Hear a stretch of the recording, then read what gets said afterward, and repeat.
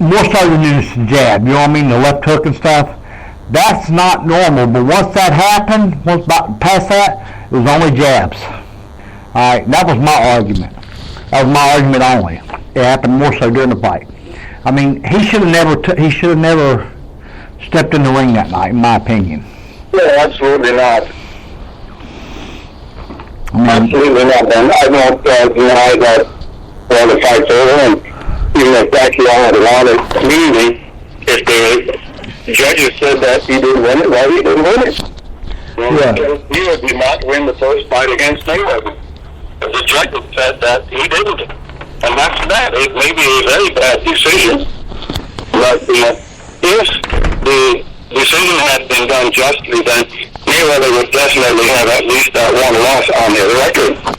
And yet the reason for the loss would very clearly have been the torn rotator cuff that he had during that fight. The torn rotator cuff is an excuse instead of a reason for not performing as well. It's just insane. Exactly, I agree with you.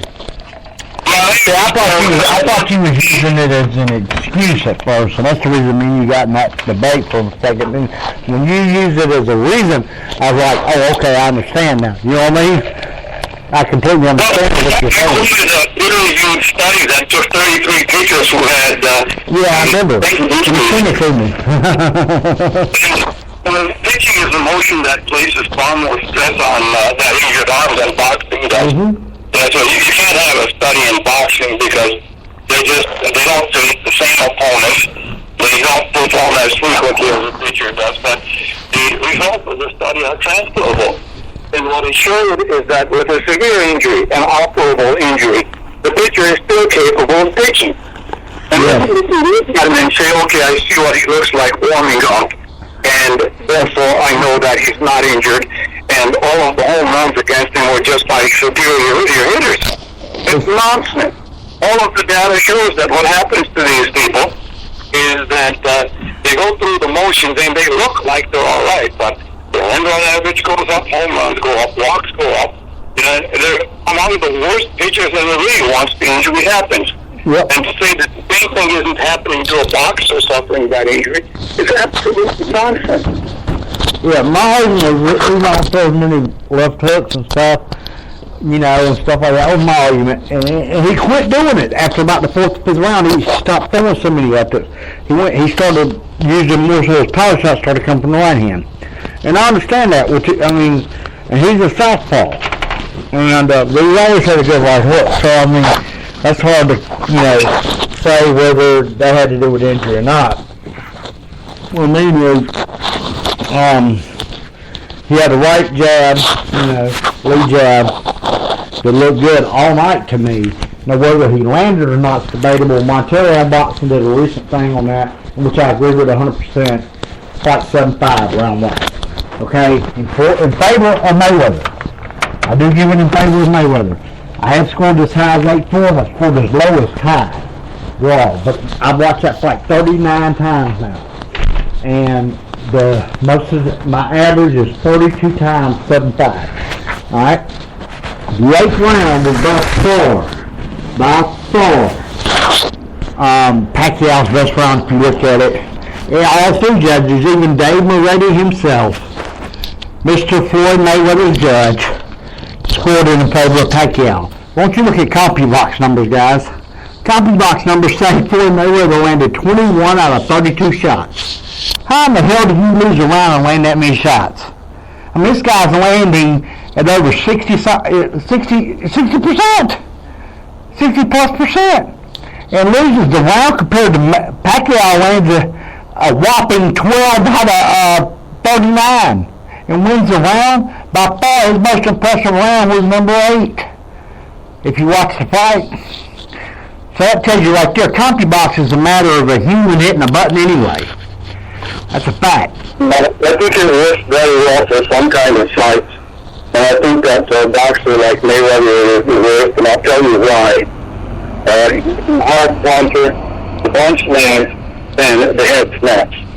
The guy has great timing, like GGG, for example, and that punch lands, and you can see the opponent being jarred by it.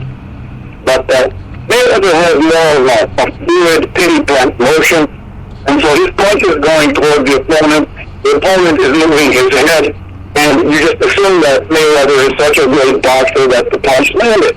If you watch it in slow motion, some of the punches you think landed did not. Yeah, but when the head is moving away from the point, and you're biased, as I think most of us, or thinking that Mayweather is an incredible wizard, you assume that the punch landed and counted. Okay, now, are you familiar with Montero on boxing? Who boxing? Montero on boxing, Michael Montero. What about him? Okay, me and him did a CompuStat count together. Alright, now, we come up with no more. The most punches landed in a round was 8. We call them significant punches. Punches that matter, okay? Oh, you mean the Mayback fight? Yeah. Okay. You seen the video? Well, I didn't see that, and I don't really have a problem with somebody saying that Mayweather won the fight, because I started scoring it, but to tell you the truth, to do it systematically in a fight that boring, I did not have your stamina. And if I really had when I just watched the fight and just decided who won based on the intuitive feeling, if I really think that it was an egregiously bad officiating job, I would have maybe done what you did. But I think that it was close enough that whatever way it went, nobody had the right to say that it was a robbery. So I didn't bother with that, because I got through about 5th or 6th round. The robbery part of it is the fact that him allowing him to hold his head in like a headlock. Have you seen parts of that? Yeah, of course. Stuff like that when Mayweather's the bigger guy by far. Alright, that shouldn't be right. Bayless should have been stopped that, in my opinion. But Bayless is Floyd Westbrook. On arbitrary grounds, the state of Nevada Athletic Commission denies Pacquiao the right to use Bulldog, and when they found out after the fact that Mayweather made an egregious head use violation, then USADA illegally excused him, and Nevada didn't take any action against Mayweather. Those are mine. What may have to do with him retiring, I don't know.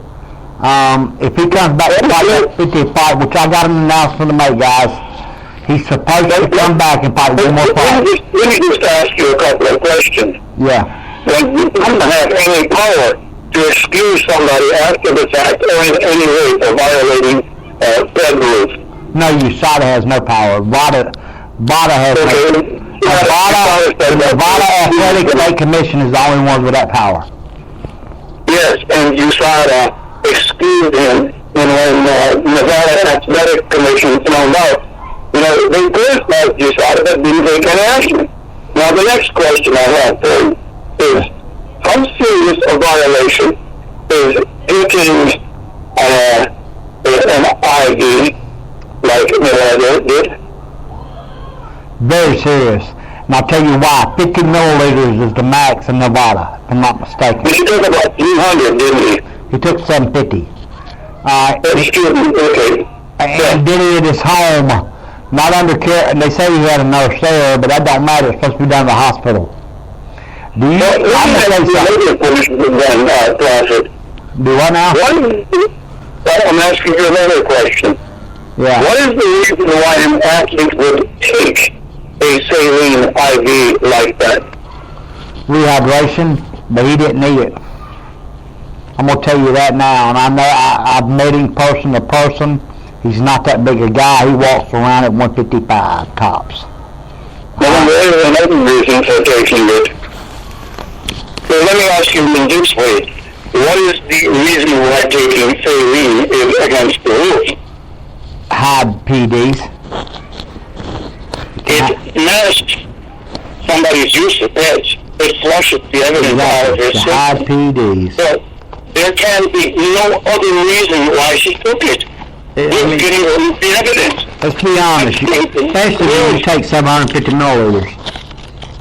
Yeah, And there's the Nevada State Athletic Commission doing nothing about it. The same commission that wouldn't let Pacquiao use Toradol. Toradol is not an illegal substance. Exactly. He needs permission because, gee, my shoulder is hurting. And they say, well, you didn't mention it yesterday. That's nonsense. Is it possible that if my shoulder wasn't hurting yesterday, something couldn't happen to hurt it this morning? Is that possible? Maybe I reached up too high in the closet to motel room. You know what I mean? Anything. Exactly. You know, and what? I don't think that he was trying to hide anything. I think that they didn't report it out of some sort of a mess-up. They reported it to USADA. You know, that was more than 2 weeks before the actual fight. USADA knew about it, and I don't think, like you said, I don't think necessarily he was trying to hide it. I think he just did it. He was out of violation of the rules of Nevada Athletic, NACA's commission. You know what I mean? He was but it's just one of these incidental things that could happen because the flunky you sent down there to fill out the form didn't do it right. Exactly. You know? I mean, my God. Exactly. And this is the same group of people who let Mayweather not only get away with his flushing evidence of filters out of his system, but shot both of his fists. There was no looking. Mm-hmm. It's also the same commission that suspended Nick Diaz for 5 years for failing a marijuana test, but only suspended Anderson Silva, the UFC world-famous UFC fighter, for less than a year. Come on, guys, let's be real. Should not even be held against a fighter. You think marijuana's going to help a fighter? Let's be real. I mean, that's, in all honesty, is marijuana really going to help somebody that can, professional? Exactly. That's what I said. How could that be held against the fighter? That's between the state criminal code and the boxer, not the athletic commission and the boxer.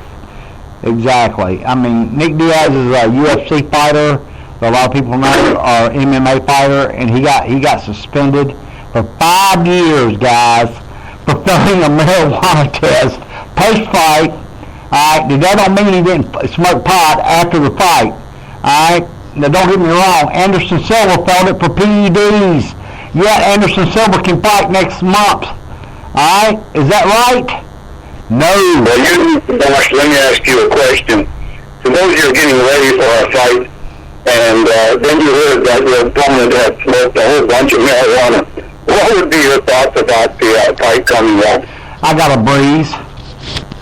Exactly. You know, if I were fighting somebody, and I'm hoping it's bound to get marijuana, I'd be happy about that. No shit. I mean, these were post-fight tests anyway. I mean, pre-fight tests, I'd have really been excited. You know what I mean? Like, damn, I hope he's high when he gets in the ring. You know what I mean? Because I'm going to whoop his ass. But, you know, I lost to Roy Jones Jr. as an amateur. But that's besides the point. I mean, that guy is arguably the greatest natural athlete to ever play in the sport, to ever be in the sport, arguably. And him or Ray Robinson, one or the other. Both of them were just blistering fast. But Roy Jones Jr., I mean, you know, he knocked out Virgil Hill with a body punch. I mean, look at that lunging left hook that stunned James Toney when James Toney was supposed to be invincible. You know? That speed, you couldn't see that hook coming easy. I'm not going to lie, especially with headgear on. Yeah, I couldn't see it coming. When I saw it, it was right there at my head. I'm not going to lie. And I beat some decent fighters that y'all know of in this world by the name of Kelly Pavlik and so on and so forth. So we can go on and on and on as far as stuff like that goes, but what I'm trying to say is, yeah, the professor is completely right, 100% right. I would much rather fight a fighter high on marijuana or smokes pot than a guy that does PEDs. Now, granted, they say that silver used it to heal. Does human growth hormone help you heal?